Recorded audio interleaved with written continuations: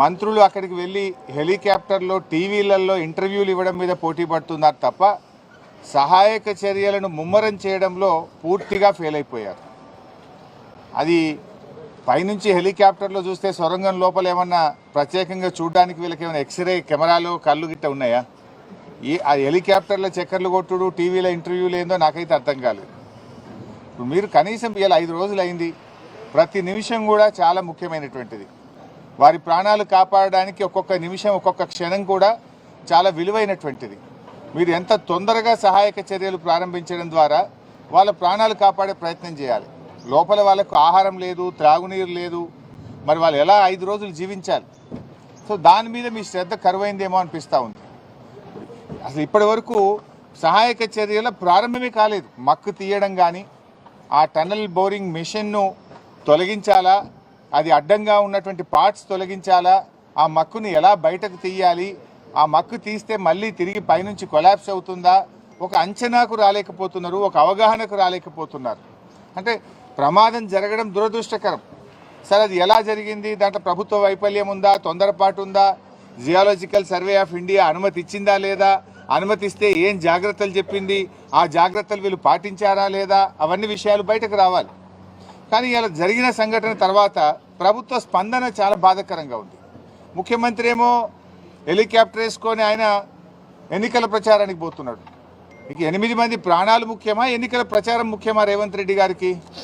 కనీసం ముఖ్యమంత్రి అక్కడికి వెళ్ళి ఆ సహాయక చర్యల్ని ముమ్మరం చేయడంలో కానీ, ఒక డైరెక్షన్ ఇవ్వడంలో కూడా అటు ముఖ్యమంత్రి గారు, ఇటు నీటిపారుదల శాఖ మంత్రి కూడా పూర్తిగా ఫెయిల్ అయిపోయారు. మేము బీఆర్ఎస్ పార్టీ తరఫున సహాయక చర్యల్లో ఇబ్బంది కలగొద్దు, ప్రభుత్వానికి సహకరించాలి, సంయమనం పాటించాలని చెప్పి గత 4-5 రోజులుగా మేము వెయిట్ చేశాం. కానీ బాధ కలిగే అంశం ఏంటంటే ఇప్పటి వరకు ఒక్క అడుగు ముందుకు బల్లే. There is no direction. దాదాపు 10 ఏజెన్సీలు ఉన్నారు. ఈ ఒక్కొక్కరు వెళ్తున్నారు, ఒకరొక మాట చెప్తున్నారు, ఒకరొక మాట చెప్తున్నారు. మేము మీడియాలో చూసిందో పత్రికల్లో చూసింది చెప్తున్నా. నేను బీహార్ నుంచి ర్యాట్ వాళ్ళు వచ్చారన్నారు, ఎన్డీఆర్ఎఫ్ వచ్చిందని చెప్పినారు, లేకపోతే వేరియస్ టీమ్స్ వచ్చినాయి, నేవీ నుంచి వచ్చిందన్నారు, లేదా కాశ్మీర్ నుంచి ఏదో టీం వచ్చిందన్నారు, ఛత్తీస్గఢ్ నుంచి టీం వచ్చిందన్నారు, మన సింగరేణి నుంచి ఒక టీం వచ్చిందన్నారు. What is the direction?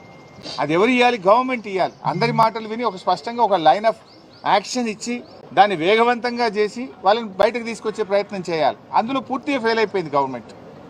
బాధ కలిగే అంశం ఏంటంటే మీ ఫెయిల్యూర్ను కప్పిపుచ్చుకోవడానికి చిల్లర మాటలు మాట్లాడుతున్నారు. మేము రాజకీయాలు చేయకుండా సంయమనంగా గంభీరంగా వాళ్ళ ప్రాణాలు కాపాడాలని బీఆర్ఎస్ సహకరిస్తూ ఉంటే, ఉత్తమ్ కుమార్ రెడ్డి గారు టనల్ దగ్గర కూర్చొని ప్రమాదం జరిగిన సంఘటన దగ్గర నుంచి బీఆర్ఎస్ మీద బురద జల్లే ప్రయత్నం, ఢిల్లీలో కూర్చొని రేవంత్ రెడ్డి ఎస్ఎల్బీసీ సొరంగంలో బీఆర్ఎస్ మీద బురద జల్లే ప్రయత్నం చేస్తుంటాడు. వెంకటరెడ్డి గారు అయితే ఆయన నీళ్లు వాటర్ అంటాడు, ఆయన ఏం మాట్లాడతాడు, నేను ఆయన గురించి మాట్లాడి దండగా. సో ఇట్లా ఒక గందరగోళమైన పరిస్థితి ప్రభుత్వంలో నెలకొన్నది. ముఖ్యమంత్రి మాటకు నీటిపారుదల మంత్రి మాటల మధ్య పొంతన లేదు. మీరు బీఆర్ఎస్ని విమర్శించడానికి ఇది సమయమా? అసలు బీఆర్ఎస్ని విమర్శించే నైతిక హక్కు మీకుందా? అంటే తమ తప్పును కప్పిపుచ్చుకోవడానికి ఇతరుల మీద నెపన్నెట్టే ప్రయత్నం చేస్తున్నారు. అన్ని విషయాలు నేను అక్కడ డీటెయిల్గా మాట్లాడతాను. సో ఈరోజు మా మహబూబ్ నగర్ మరియు నల్గొండ జిల్లా మాజీ మంత్రివర్యులు, మాజీ శాసనసభ్యులు, శాసన మండలి సభ్యులు, పార్టీ సీనియర్ నాయకులు అందరం కలిసి అక్కడికి వెళ్ళి మరి ఎవరైతే బాధిత కుటుంబాలు ఉన్నాయో వారికి ఓదార్చడానికి, వారికి ధైర్యం చెప్పడానికి, మరి ప్రభుత్వ సహాయక చర్యలు నిజంగా ఎలా జరుగుతున్నాయో, కరెక్ట్గా చేస్తున్నారా లేదా, మాకుండే అనుభవాన్ని, మాకుండేటువంటి ఆలోచనలు కూడా వీలైతే త్వరితగతిన వేగవంతంగా సహాయక చర్యలు జరపడానికి మా యొక్క సూచనలు కూడా అందించాలనే ఉద్దేశంతో బీఆర్ఎస్ పార్టీ బృందం మేము అక్కడ బయలుదేరి వెళ్తున్నాం.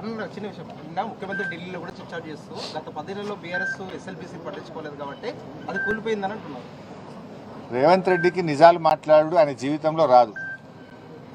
అందుకే ఆయన పేరు యనుమల రేవంత్ రెడ్డి కాదు, ఎగవేతల రేవంత్ రెడ్డి, అబద్ధాల రేవంత్ రెడ్డి అని పేరు పెట్టినాం మేము. ఎందుకు? ఇచ్చిన హామీలను ఎగబెట్టింది కనుక ఎగవేతల రేవంత్ రెడ్డి, నోరిప్పితే అబద్ధాలు తప్ప నిజాలు మాట్లాడాడు కనుక అబద్ధాల రేవంత్ రెడ్డి ఆయన.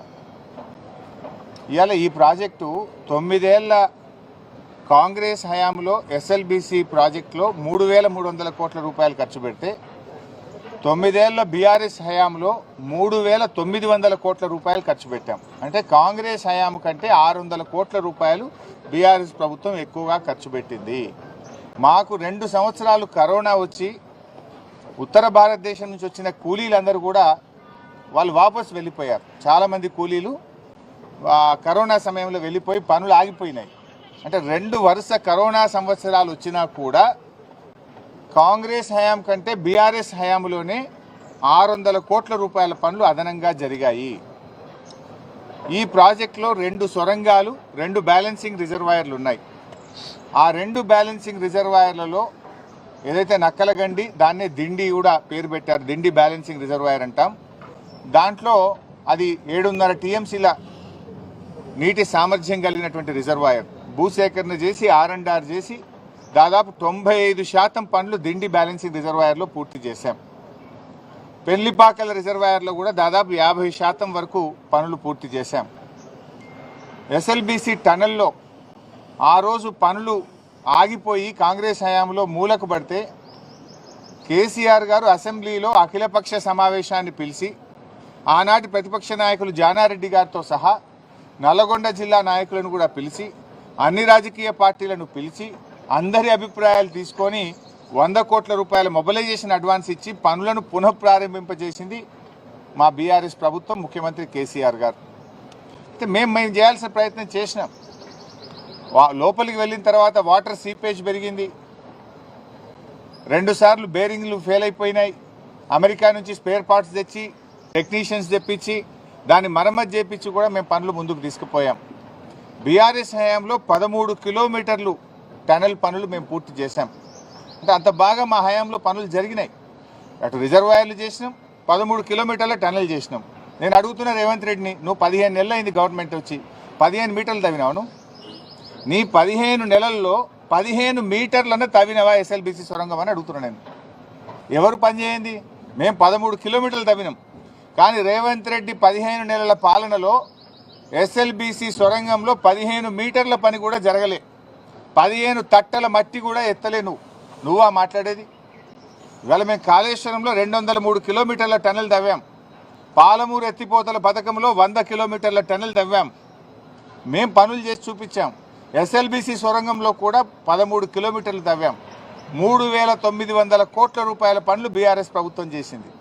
అయినా రేవంత్ రెడ్డి మాట్లాడాల్సింది ఏంటి? ఢిల్లీలో వాళ్ళ ప్రాణాలు ఎట్లా కాపాడుతున్నాం, వాళ్ళ ప్రాణాలు కాపాడడానికి ప్రభుత్వం ఏ రకమైన చర్యలు తీసుకుంటుంది, ఎప్పట్లోగా రిలీఫ్ మెజర్స్ పూర్తవుతాయి, ఎప్పట్లోగా సహాయక చర్యలు పూర్తయి వాళ్ళని బయటకు తీసుకొస్తాము. ఢిల్లీలో నువ్వు అదా మాట్లాడాల్సింది?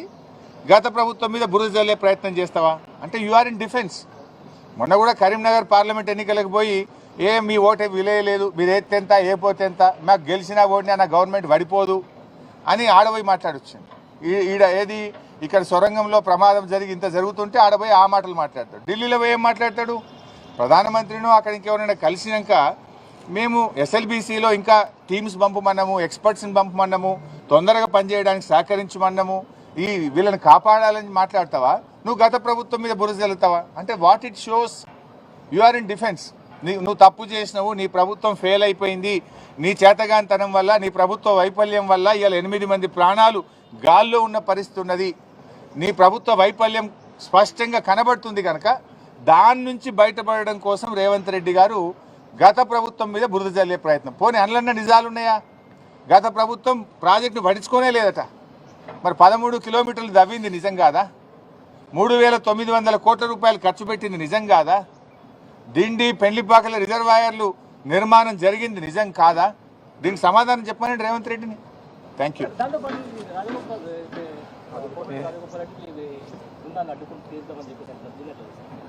ఇక అది ఎవడన్నా మూర్ఖులు తెలివి తక్కువ వాళ్ళు చేసే పని. అడ్డుకుంటే ఏం జరుగుతుందో చూద్దాం.